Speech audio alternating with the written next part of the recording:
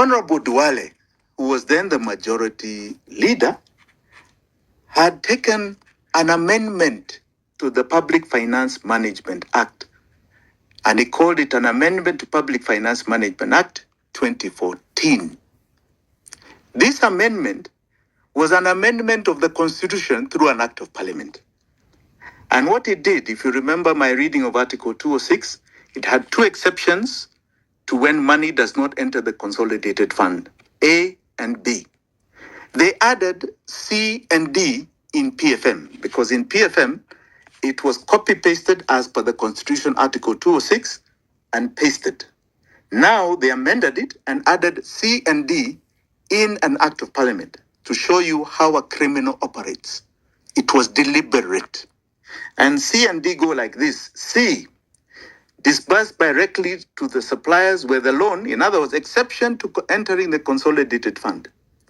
Disbursed directly to the suppliers where the loan is a government-to-government loan and is raised for the purpose of financing goods and services provided by a supplier outside Kenya. To do with the loans. D, in the case of an external loan or external government security applied in part to pay at closing pre-negotiated expenses associated solely with the borrowing, including but not limited to the fees, commissions, expenses of lenders, financial arrangers, managers, book runners, fiscal agents, trustees, paying agents, exchange, information agents, syndicate agents, counsel, clearing agents, listing agents, stock exchange, rating agencies, and other expenses of a similar nature arising from an external loan or external government security. They amended the Constitution through an Act of Parliament and added C and D, which has nothing else to do but to do with loans. It is amazing that the Attorney General at the time, Githu Muigai, approved this criminality, because any amendment to any act must go through the AG, it must go through Cabinet, and from Cabinet it goes to Parliament. They deliberately created criminality in order to create our enslavement. The $1 billion was just the beginning of a heist. It whet their appetite. And let me articulate as quickly as I can what their appetite became. What you look at is what had happened, what you call a primary account. What are the accounts of government? What are the expenses? And what are the revenues? So we bothered to look and do the numbers from 2013 all the way to 2023. We said, let us do some numbers. And I hope, Hillary, you have a pen. Please note down these numbers. It simply goes this way. We looked at all the expenses. What was development in the budget? It was 6 trillion for those 10 years. What were the county expenses? What were the salaries? What were the pensions? What were the operations of government? In other words, police, petrol, and so on, travel, etc. What were those expenses? What did they come to? And my good numbers people did a figure, and it came to exactly 16.4 trillion. We said, higher, so. That seems okay. Now, what were the revenues? We looked at KRA. We looked at what the government had stated, what central bank was stated, and we came down to a figure of 13.3 trillion. If you look at the numbers, you see the difference. It's 1 trillion something. 1.2, 1.3 trillion was the difference. Now, that is a shortfall for 10 years. That's the budget deficit. That is all that we required. But what did we borrow? We borrowed a total of 7.7 trillion in the same 10 years. 6.4 or so trillion of what we did not need is not on any budget line. It did not enter the consolidated fund. It financed nothing. Nothing. And just to shock you, Even just to shock you more, what did we pay towards the payment of debt? In those 10 years, up to the time Uhuru left, we had paid 5.6. And then in the first financial year of William Samoei Ruto, we paid another 1.4. You can see categorically that is 7 trillion we paid towards this debt. And as we look at 7 trillion payment, what is our outstanding debt? 11 trillion. What is this thing? What is this monster that doesn't go away? This monster that up until today, I can tell you, I've just done some figures on the December accounts here of the statement of actual revenues and expenditure. It has accounted for, in December, 77% of our tax revenue went towards the payment of debt. In November, it was 78.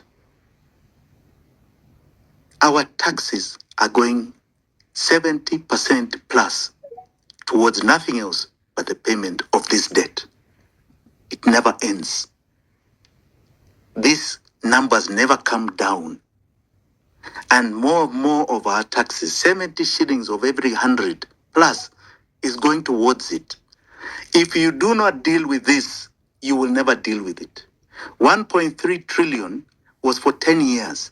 If they took 6.4 above, that is a deficit for the next 60 years they took in advance. All right? 10 years is 1.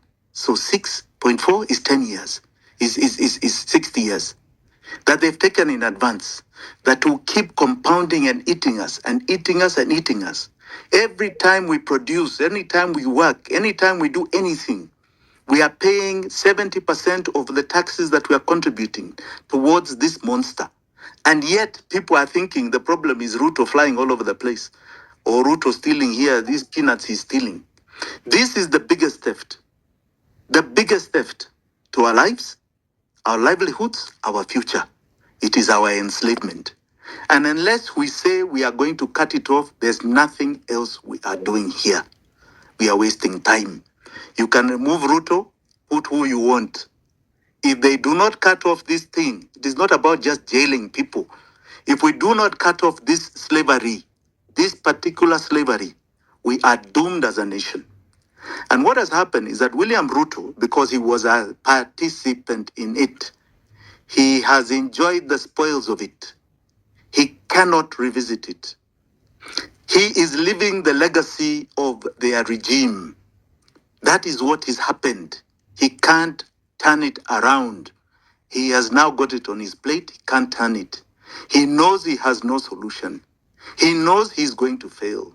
And the only thing he can thereafter do is postpone his exit. He's trying and dying to just remain there until the next election. He doesn't even care if he will remove him. He will leave the problem to somebody else and will be crying the same way as we're crying today. He can only resort to tyranny because he cannot solve our problem. Just a few days ago, the new Minister of Finance comes out and says, we are never going to get relief on our lives because we have debt payments and the only time we'll get relief is in 2034. And he tried to list bullet payments of Eurobonds that are due because these Eurobonds ended up becoming $7 billion worth of Eurobonds. And there is another 7 to 8 billion worth of syndicated loans. And there's humongous domestic debt called 5.4 trillion, which we don't know what it is. We are in a situation where if we do not deal with this, if we do not deal with this one particular issue, it is not about tribe, it is not about this, it is not about that. William Ruto will never be graced by God to solve this problem that he helped create. He cannot solve it because he is in it. He's in the muck. And anything that means that you address it, look at it, audit it, find fault in it. In fact, the audit I can give them tomorrow. Here it is. These are the numbers. This is what happened. And nobody, in 2 years we have spoken about this, nobody has contradicted our numbers. Let them come and tell us, show us where we are wrong. They can't. They don't even want to address it. And every time we come to economic issues, we are sidetracked. We are sidetracked to all sorts of things. I even believe That is why abductions happened in December, because all of a sudden we are coming back to the issues that raised the revolution in June. There were economic issues that raised the revolution in June. It was about raising taxation.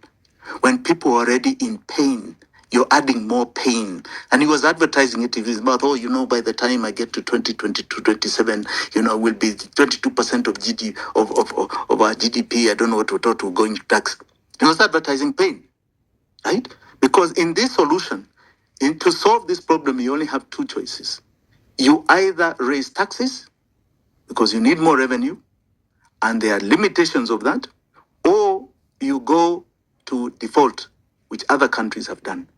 We are today the highest debt ratio servicing country in the world. In other words, of our taxation, we are the one country that is paying the most of its revenue towards debt servicing. We, Kenya, are the highest. This is where Sri Lanka had reached, right? And it collapsed. This is where we are. This is the nation that we are living in. And we can remove William Ruto tomorrow. In fact, as far as I'm concerned, he's more or less a dead man walking. He's done, right? He cannot revive himself no matter what he tries to do. It's over. But the issue is going to be, then what? Then what? What do we do after that? Put whoever you want. You want to put the same people that were part of this mark? Go ahead. We'll be back here again on this show, lamenting, crying, fighting, because this will not stop. When you see the man create a university model, that is a new mode of funding, what he's trying to do, he has no money to support help. And IMF had told him, since you don't want to default, you need to raise taxes and you need to stop your subsidies. He has no money to give help. You create a new thing that is going to become a problem. That problem has ended up going to court and being stopped. Now people have to find school fees. When you hear SHIF and SHA, it's create a new system so that whatever monies that had been there in NHIF, because you have taken them towards payments of debt and other things, now you start a new thing and it's a blunder, it's a mess. Yes, it's because you have no money. Apart from the fact that they want to loot little peanuts there, they are literally because they have no money. You create new systems, you stall off payments. They are in such a crisis. Government is being run like a kiosk as we are talking today. Little sheets of paper to move monies just for issues of ministries. This is the dilemma we are in. And unless we solve this problem, which is a slavery that was created, that amounts, according to our records, to something like $50 billion worth of a heist, world standard beyond your imagination, we are going nowhere. We are not solving it. And we'll keep trying to talk, we'll keep trying to educate, because this is the issue. You can join his government, you can do whatever you want, you will fail. He has no money to deliver anything. He has none. And we are not going to give him. We have reached a saturation point in this country because this situation in economic terms has created two twin devils, inflation and recession. You try and solve one, it activates the other. You solve this, it activates the other. We have a quagmire here, and that is why the new minister can categorically say we have no relief. How can a minister say we have no relief? What are you saying? We are just supposed to swallow suffering until 2034? You have failed. If you cannot solve our problem, get out of the way. Get out of office. Exit so that we can breathe life into this generation and those that are ahead. We have a problem here that has been created, and unless we cut it off, unless we sever it, unless we say tomorrow, we are going to cut off this monster, we are not going to pay it. We are in hell. This year, 1.9 trillion is going towards that debt. Last year, we raised 2.4 trillion in tax revenue, ordinary revenue. So 1.9 trillion is going to it. In the next financial year, beginning 2025 to 2026, 2.2 trillion is going to that monster. In the next one after that, 2026-2027 election year, 2.4 trillion is going to that monster. We can keep going down these figures. And you got huge principal payments starting 2027. We are in a big problem. and he cannot solve it. The whole lot of them cannot solve it. Anybody who am of it will not solve it because they'll be bought by the same entities. It needs to be cut off, and you free up space for every single Kenyan to breathe. That breathing looks like this. Very simply. It means if we were not paying 1.9 trillion, because I can tell you. Asante sana kwa kutazama Ruto'S TV. Huyu amekuwa ni Jimmy Wanjigi. Ameweza kuzungumzia mambo mengi ambayo umeweza kuyasikia kwenye hiyo audio ambayo nimetoka kuwekea hapo. Sijui na maoni gani kuhusiana na alichosema Jimmy Wanjigi. Kama uko na maoni niachie hapo kwenye comment section. Kama huja subscribe na kuomba uweze kusubscribe. Finya notification bell ndio wakati wote tunapata habari kama hii unakuwa mtu wa kwanza kuipata. Hadi wakati mwingine, na kutakia jioni njema. Asante sana.